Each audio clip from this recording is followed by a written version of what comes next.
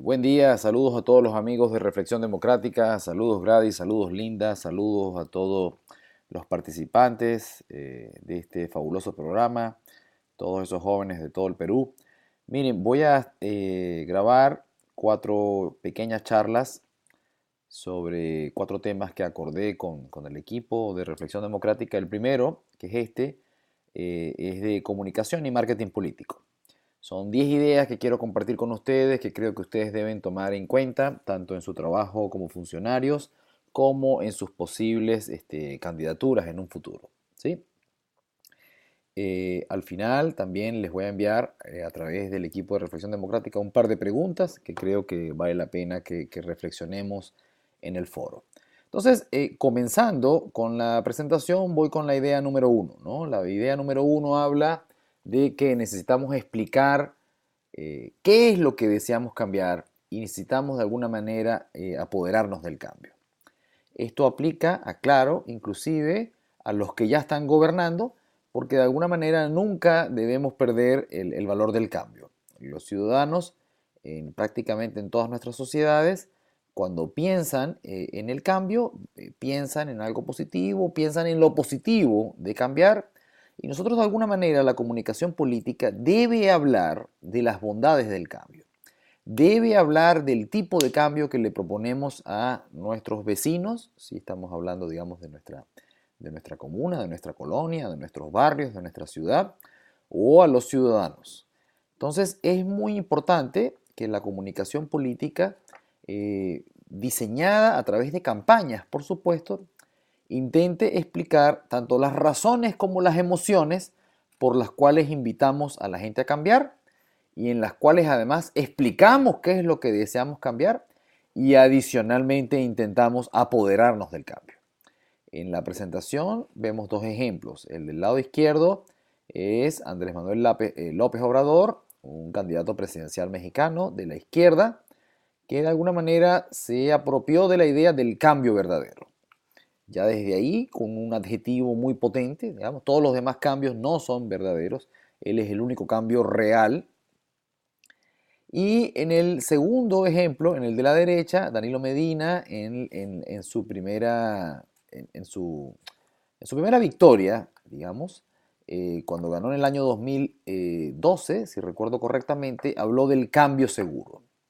Y esto justamente es porque él venía del PLD, al igual que su antecesor, el expresidente Fernández, y la oposición habló de cambio y él también habló de cambio. Entonces, tenemos que explicarle a la gente cuál es el cambio al que los estamos invitando a participar e intentar apoderarnos del cambio. ¿De acuerdo? Nosotros somos el cambio. Nosotros somos los que tenemos los atributos positivos del cambio. Entonces, bueno, la segunda idea de la que quiero hablar con ustedes es que necesitamos comunicar en qué creemos. Muchas veces ahora, tanto en la comunicación como en el marketing político, hablamos de esta idea de la emocionalidad. Por supuesto que la comunicación política tiene que transmitir emociones, pero también tiene que transmitir ideas y tenemos que explicar en qué es lo que creemos, ¿de acuerdo? Entonces, tenemos que combinar con mucha inteligencia la racionalidad con la emocionalidad en este spot del Partido Socialista Obrero Español del año 2008 que se llama Vota con todas tus fuerzas. Ya era, digamos, la reelección de Zapatero. Había que explicar algunas de las cosas que Zapatero había hecho bien. Y en este caso, pues bueno, que puede ser más emocionante que utilizar a un anciano, a un adulto mayor, explicando por qué él se sentía orgulloso, ¿de acuerdo? Por qué él creía que no le habían fallado. Y de alguna manera aprovechar todo eso para explicar qué es lo que creemos, ¿no? Entonces, bueno, en el caso del Partido Socialista, bueno, ellos creían en la sanidad pública, habían otros spots parecidos con otros protagonistas, creían en el matrimonio homosexual, creían en la lucha por el cambio climático, creían en las viviendas protegidas de bajo costo. Entonces, tenemos también que comunicar en qué creemos, ¿de acuerdo? Entonces, les pido por favor que vean el video como un ejemplo sencillamente de este punto. Entonces, la tercera idea es que, y esto por supuesto ustedes algo de opinión pública han estudiado, seguro hablaron de encuestas y de grupos cualitativos. Esta tercera idea también es de México, del candidato presidente electo, bueno, que fue victorioso en el año 2006, Felipe Calderón, y su primer eslogan fue el presidente del empleo. Esto porque en alguna medida la comunicación también tiene la función, dijéramos, el propósito de transmitirle a la gente que estamos entendiendo cuáles son sus preocupaciones. ¿De acuerdo? Esto no quiere decir que es tan sencillo como que los eslogans, uno sencillamente hace una encuesta y lo pone en el eslogan, el candidato de la seguridad, no, para nada. Pero en algún punto sí tenemos que transmitirle a la gente que entendemos sus preocupaciones, sus miedos, sus inseguridades, sus demandas, sus expectativas, y eso ver cómo lo transmitimos desde la comunicación. Entonces, ese tercer ejemplo del presidente Calderón en su campaña del 2006 hizo mucho hincapié en el tema del empleo en un momento de mucha ansiedad económica en México. Vamos con la cuarta idea, y seguimos discutiendo ese balance entre la racionalidad y la emocionalidad. Y hablamos acá de la necesidad de conectar con las emociones de los ciudadanos, ¿no? Esta imagen, dolorosa, inclusive si no sabemos de qué se trata, es de una manifestante de Ayotzinapa, de ese terrorífico caso de los 43 jóvenes que, bueno, que aparecieron, que según se entiende aparecieron calcinados, y todavía hay gente que duda que esos realmente eran ellos, esa tragedia, digamos, ¿no? Entonces, la comunicación política también tiene que dar una respuesta a esas emociones de la gente, ¿no? Sea ese caso en México, o sea, por ejemplo, el caso en Estados Unidos, que recientemente en los últimos años han habido tantas tragedias de policías blancos, lamentablemente, que han asesinado a jóvenes afroamericanos. Entonces, hay cosas que indignan a la sociedad, ¿no? Hay cosas que molestan, que generan una molestia, una ira, y la comunicación política también tiene que dar cierta respuesta a esto, ¿no? Tanto en el tono, en la forma de decir las cosas, como en lo que decimos, en la empatía, como en dar una respuesta desde las políticas públicas a esos temas, ¿no? Pero la comunicación política definitivamente no puede estar aislada de, digamos, de esas emociones que en algunos casos perturban a nuestras sociedades.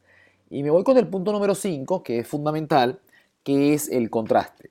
La comunicación política, por naturaleza, tiene una función central, para mi gusto, que es el propósito de diferenciarnos de todos nuestros adversarios. Tenemos que encontrar, y esto así seamos candidatos a concejales, a alcalde metropolitano, a lo que sea, tenemos que encontrar el ángulo más potente desde el que podemos diferenciarnos de todos nuestros adversarios. Este ejemplo que tienen ahí en el punto número 5 es del candidato presidente, del presidente electo, Jimmy Morales, de Guatemala, y que era un humorista, para quienes no lo sepan, y así era la indignación y desconfianza con los políticos tradicionales, que terminó ganando, terminó colándose, digamos, como outsider, y su eslogan era ni corrupto ni ladrón. Y entonces, bueno, volviendo a mi planteamiento de que la comunicación política tiene la función de diferenciarnos, ¿qué más diferenciación puede haber que esa? Porque si Jimmy es ni corrupto ni ladrón, pues está muy claro lo que él intentaba decir que eran los demás. Esto es importante porque en alguna medida también me permite volver a insistir en que la comunicación política tiene que ser muy sencilla. Tiene que ser inclusive a prueba de tontos. No debe requerir traducción, ¿de acuerdo? Entonces, mucho cuidado con los eslóganes, con los mensajes que suenan bonitos, pero que la verdad no quieren decir nada, o no son fáciles de entender para el ciudadano que no está pendiente de la política. En ese caso, Jimmy Morales, uno ve el eslogan, dice Jimmy Morales, ni corrupto ni ladrón. Entonces está claro cómo él está definiéndose a sí mismo, y también está claro cómo él está intentando definir a los demás. ¿De acuerdo? Entonces voy con el ejemplo número 6, que tiene que ver, aquí tengo dos casos para mencionar. Hay uno que está en la pantalla, que es el de Manuela Carmena, la alcaldesa de Madrid, una jueza grande, como dirían en algunos de nuestros países, mayor de 70 años, que también vino por afuera, como dijéramos, y en una coalición de partidos de izquierda ganó.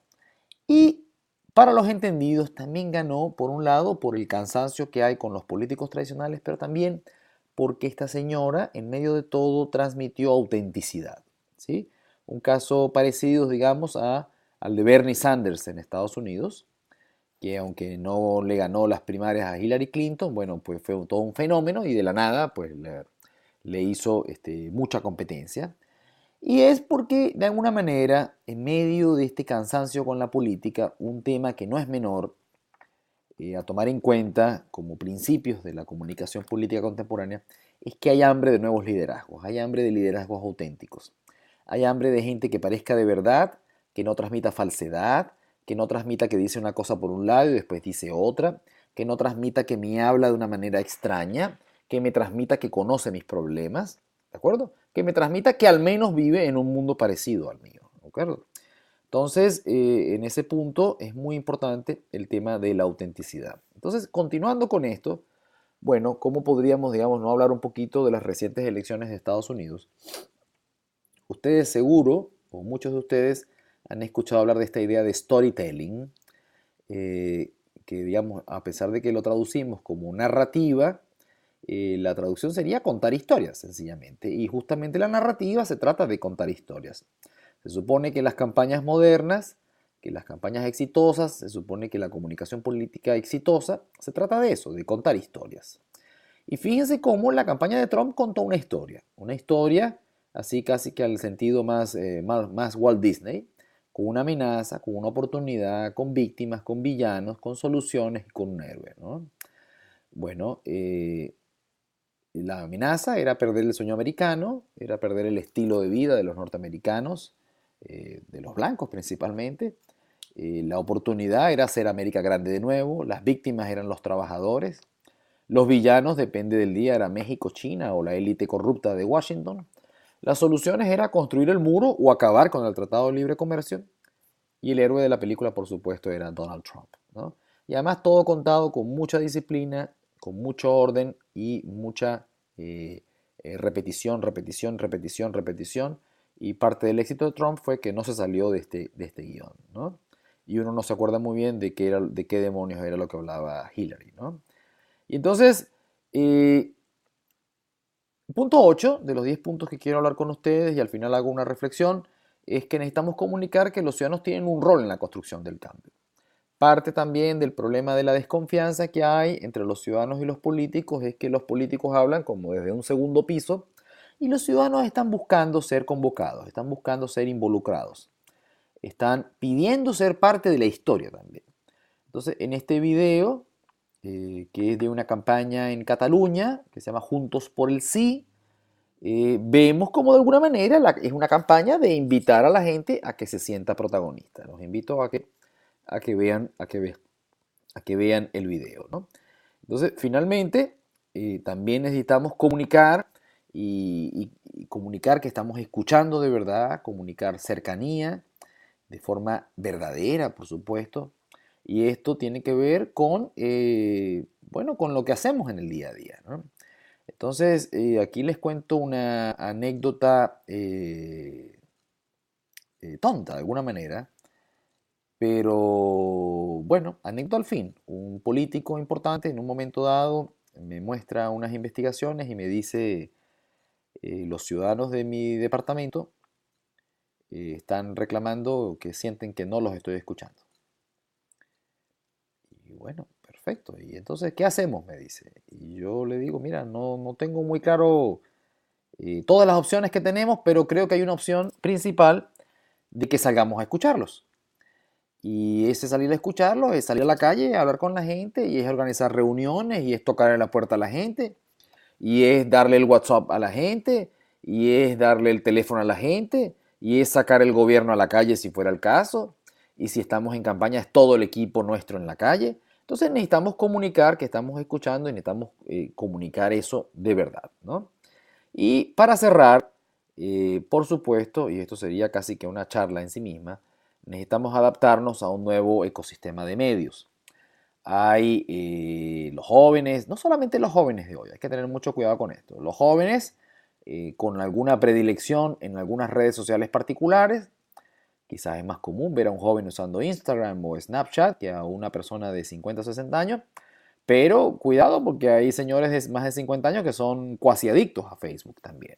Entonces, lo que tenemos que entender en la comunicación política moderna es que, por supuesto, hay medios dominantes todavía, dependiendo del tamaño de la ciudad. En las ciudades urbanas, por supuesto, los medios masivos siguen siendo muy importantes, pero tenemos que entender que vivimos en un ecosistema mucho más fragmentado de medios y que tenemos que comunicarnos pues a través de las diferentes redes sociales en el lenguaje, código y forma apropiada, a través de los medios masivos y a través de medios digitales e impresos. Entonces cierro con una reflexión importante, ¿no? Eh, Hoy el candidato es el mensaje, el político es el mensaje, la necesidad de construir autenticidad, confianza y cercanía es fundamental. La gente está buscando liderazgos distintos. Tenemos que transmitirles que los estamos escuchando, tanto en persona, en redes, a través de todos los canales y mecanismos que tengamos disponibles.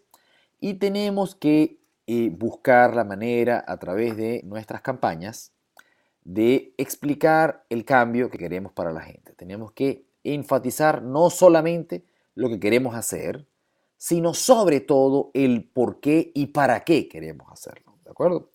Fíjense que aquí también les comparto otra anécdota para ver si me explico mejor. Con un amigo alcalde en una ciudad en México, ellos han trabajado mucho tiempo en el tema de la iluminación de la ciudad. ¿De acuerdo?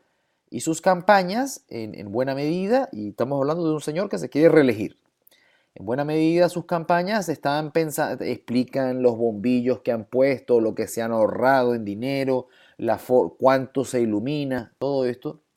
Y yo le pregunto, ¿y para qué estamos haciendo esto? Bueno, estamos haciendo esto para que los padres puedan jugar con sus hijos en las plazas y en los parques de noche.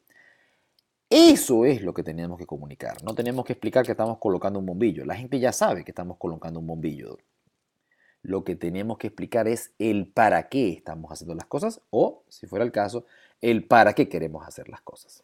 Entonces, bueno, 10 ideas sencillas, 10 principios para que lo reflexionen, que les sirve a cualquiera en lo que sea que estén haciendo. Ahí están mis datos, está mi Twitter y también a través de Linda y Gladys pueden escribirme por email o por WhatsApp si fuera el caso. Les envío un fuerte abrazo y estamos en